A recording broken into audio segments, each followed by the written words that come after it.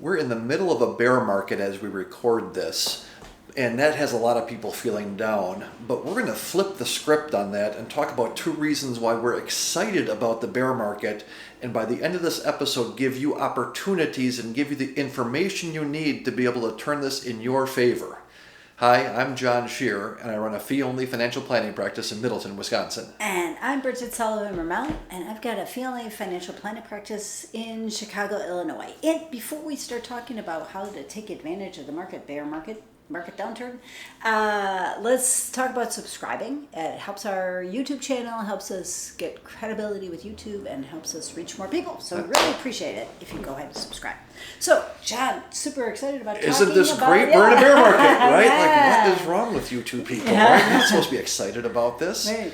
But, it's really interesting. What I love about our conversations, Bridget, is that looking at the big picture and sort of the facts behind the feelings on some of these things, right? And like, okay, what's going on? And, and we've talked in recent episodes about how, golly, things aren't, the stock market isn't doing so hot, hasn't done so well since the beginning of the year. And, there's a bigger picture to that too, right? But there are some things that we can do today, some things that we can take advantage of to help that. And I know one of those things is something that you do a lot in your practice, in tax loss harvesting for folks. Right. And we worry about getting into the jargon zone, right? Tax loss harvesting. What the heck does that even mean? Let's talk about that, maybe give a definition for that to start with. That's a great idea. Okay, so tax loss harvesting. When you have a taxable account, so that's the first thing that's important. So not IRA, not Roth IRA, not 401k, right? Exactly. So you have a taxable account. When you've bought it for, let's say, $10, and if the price is now $8. I'm not so happy because I'm down by $2. I'm down 20%. Well, we're gonna make some lemonade out of this. It's not the best thing, not necessarily. We'd rather have it be up, but it's not, right? Yep. We're going to sell that, and then you get a loss. And on your taxes, that will help you, right? If you are in a tax bracket, if you're paying some tax, that will help you. Yep. Okay? Yep. So, and each year it helps you up to the tune of $3,000. But first, it offsets any gains you might have, okay? So I lost $10. If you gain some money, then you have to offset that. And sometimes mutual funds do capital gains distributions. And so again, it offsets gains first, and then you can take a loss. So here's one question that comes up periodically, and we're big believers in tax loss harvesting and being proactive, adding value on investments. It has nothing to do with picking the hot stocks or predicting the future, right? But so here's a question that comes in. You go, listen, I love the perfect example. We bought something at $10 and now it's at $8, and we're going to sell that. Well, wait a minute. Why do we want to sell low when things go down? You've said that we only take a loss. It's only a paper loss until we sell it. Why are we taking a loss on this and locking in that loss? Because it'll help you on your taxes, and then you can go buy something else. It's got to be different, but so the example that I'll use for it is like, listen, if we're investing in oil stocks or if we have Coke and it goes down a little bit, we can sell it and buy Pepsi, and we're still in that beverage market if that's what we're looking to do, right? Those sorts of things. And so that's the explanation that I use, is that, we can't go back and buy Coke again for a while, right? But 31 days. Yeah, right. But we can buy something similar, and how we look at it, we don't buy individual stock for it, right? It's, hey, we're going to sell this fund that has small companies in it and buy a different fund that has small companies in it, not exactly the same ones. But so today we have this much money in small companies. Tomorrow we're going to have the same amount in small companies, but in the meantime that loss goes onto our tax return. So it's not getting out. We're not making a change in our investment philosophy or our allocation. We're just changing the specific investment to generate that tax benefit, right? Exactly. And so this technique saves people a lot of money. Yeah. Okay? And if you're of the donor class and you like to donate money, then what you can end up doing with these, what we call you're reducing the basis of your stock, then you can, or mutual fund, then you can It's a good one to donate if it ends up going on around. It goes way up, right? You can avoid the gain and then then give a donation. And you've already taken a loss on it, so it's a real nice strategy. One question came up. We were having this exact conversation. Okay, how do we do this? What happens? And our client said, so what exactly happens with this? We take this loss. Okay, it offsets other gains, and then how long does that go for? How soon do we have to use up those losses?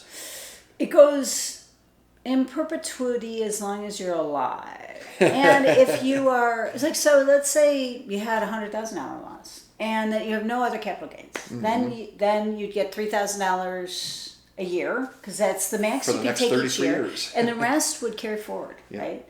And if you're married, it goes to your spouse. So they do inherit it if you're married, but it goes nowhere if you just die with it. If you're single and you die, it goes nowhere. Yeah, so, but it doesn't get lost. It's not like, well, if you don't use it this year, then goodbye. Like, no, it carries forward.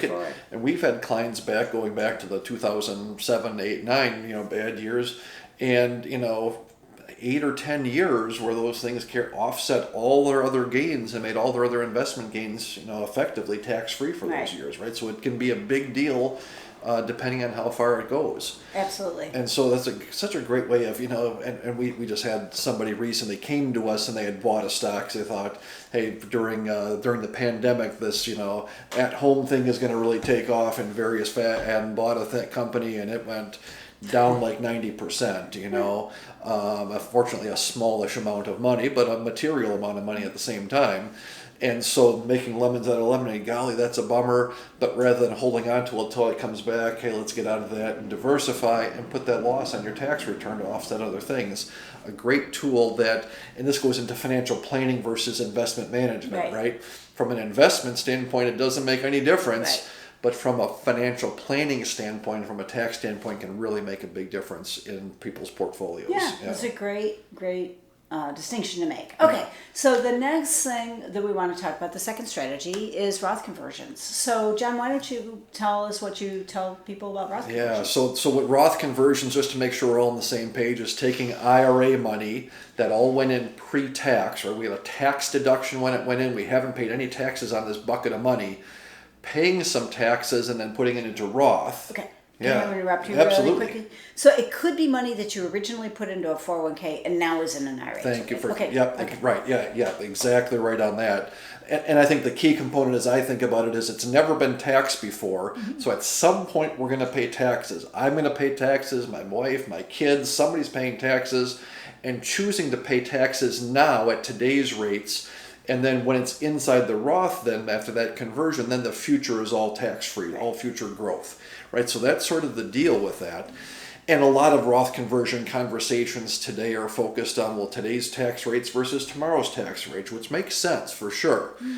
But the idea, right? And we can argue, we disagree about whether you should or shouldn't do it. But the focus, hey, listen, if tax rates are higher in the future, there's an advantage, right? Whether they're going to be higher, let's talk about that, right? I don't know about that. But you go, okay, that's the focus. This focus, though, for people to think about is if you say, yeah, this is kind of appealing to do a conversion, to turn some of my IRA money into Roth IRA, think about what's gone on in the market, right? If we have 1,000 shares of XYZ stock, and we say, listen, and that's what's in my IRA, whatever the company is, doesn't matter. And XYZ stock was trading at $100 a share. So, a year, at the beginning of the year, I had $100,000 worth of XYZ. Well, today, maybe that's worth $80,000 or $60,000 or $20,000. Well, golly, we've taken a big loss on this. Well, the cost, if I converted it at the beginning of the year and said, listen, I've got these 1,000, I'm going to do all 1,000 shares, that means an extra $100,000 of taxable income, right? Now, if I convert it and it's only at $60,000, I can convert the same 1,000 shares, but it only is going to put $60,000 of taxes on my tax return. Right? So whatever that investment is down, we're saving that. If my investment's down 40%, I'm going to pay 40% less in taxes on the exact same number of shares converting. Right? And it's sort of counterintuitive to think like, oh, how does this work? And from a practical standpoint, we often don't look at, I'm going to convert these shares, right? So it's often not as clean as that.